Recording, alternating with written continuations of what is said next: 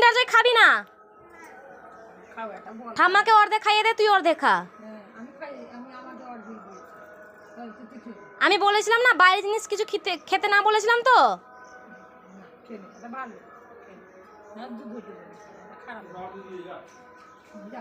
দেখি কত আছে দেখি, পুরো ভর্তি আছে। আমি বলেছিলাম না বাইরের জিনিস খেতে না বলেছিলাম তো। হ্যাঁ তুই মাছ খাবি, মাছ খাবি, ফল খাবি, এগুলো আর খাবি না, বুঝতে পেরেছিস?